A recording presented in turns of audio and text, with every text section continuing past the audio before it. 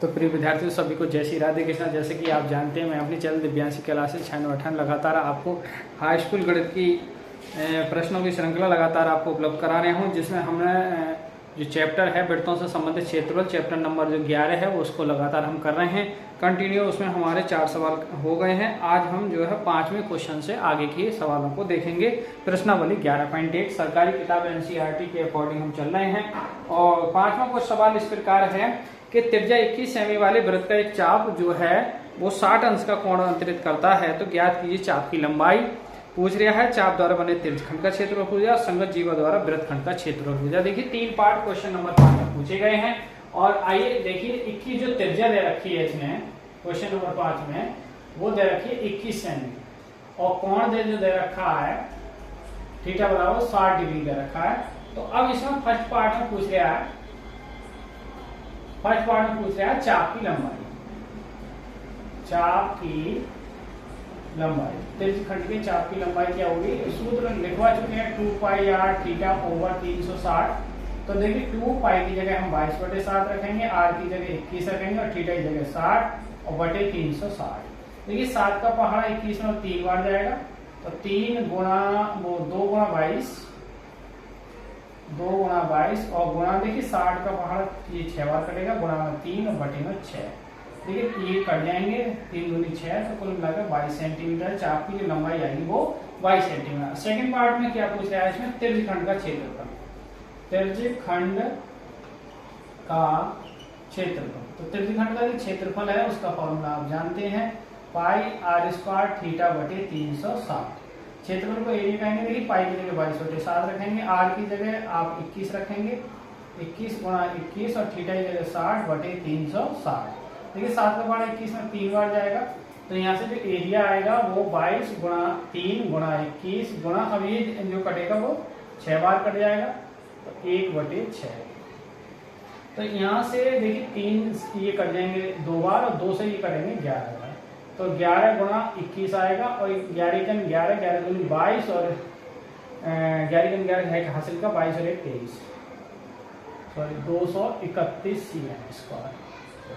अच्छा अब तीसरा पार्ट और पूछा है इसमें, तो तीसरा पार्ट यहाँ नहीं आ पाएगा, थोड़ा जगह कम है, इसलिए आप ये 2 पार्ट नोट करें। आइए बढ़ते हैं तीसरे पार्ट की ओर। देखिए तीसरे पार्ट में पूछा गया है संगत वृत्तखंड का क्षेत्रफल। तो संगत वृत्तखंड का जो क्षेत्रफल होगा वो होगा पाई r स्क्वायर थीटा बटे 360 minus 1/2 r square sine theta.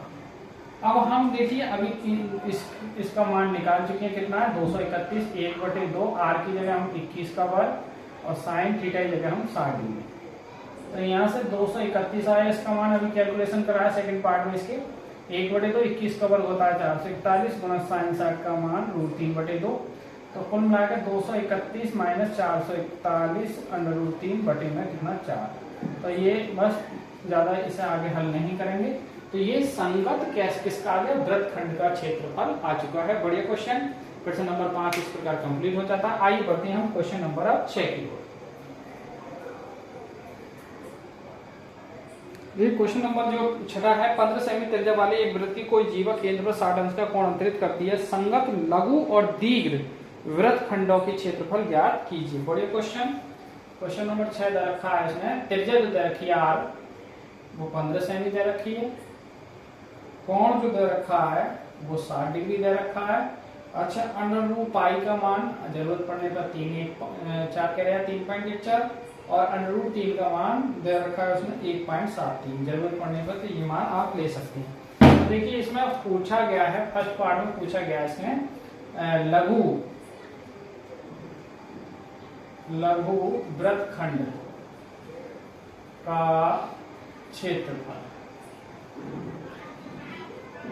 लघु वृत्तखंड का क्षेत्रफल निकालेंगे, देखिए वही सूत्र पाई r स्क्वायर थीटा बटे 360 minus 1/2 r square sine theta.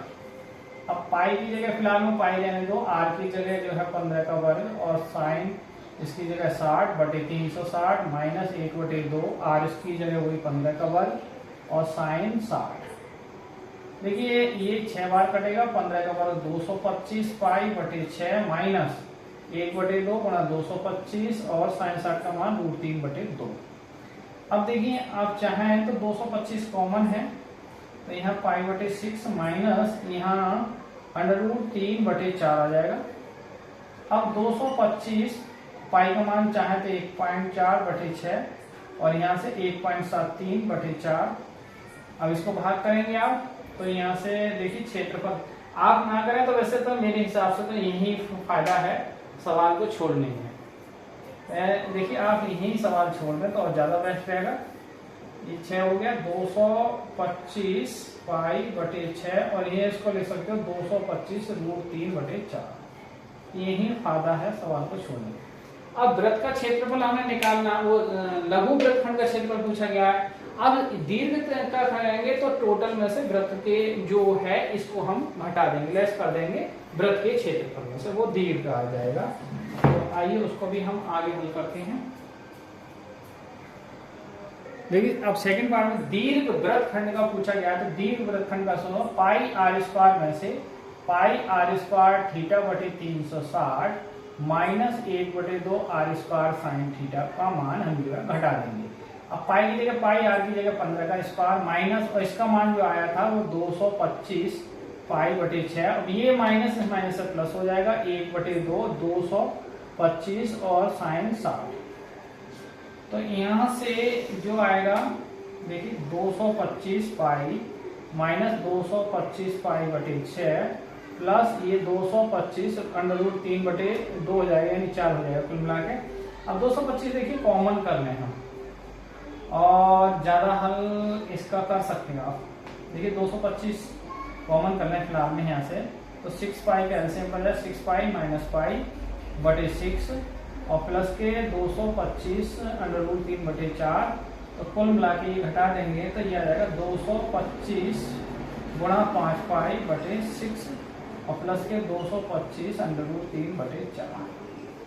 ज्यादा कैलकुलेशन करने की जरूरत नहीं है। यदि ज्यादा कैलकुलेशन करें तो पाई का मान रख लें और √3 का मान रख लें। यहाँ 6 से भाग करेंगे, यहाँ 4 से भाग करके जोड़ घटा जो भी है वो आंसर आपका कंप्लीट आ जाएगा। तो इस प्रकार क्वेश्चन नंबर जो है 6 में हमारा कंप्लीट हो जाता है। आइए बढ़ते हैं हम क्वेश्चन नंबर 7 की।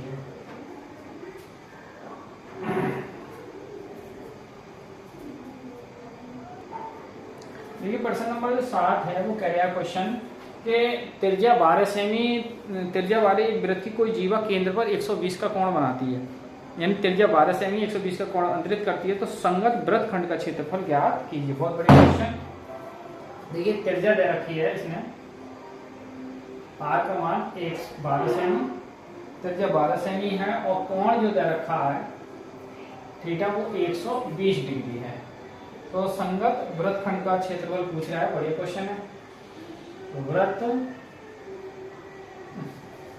संगत वृत्तखंड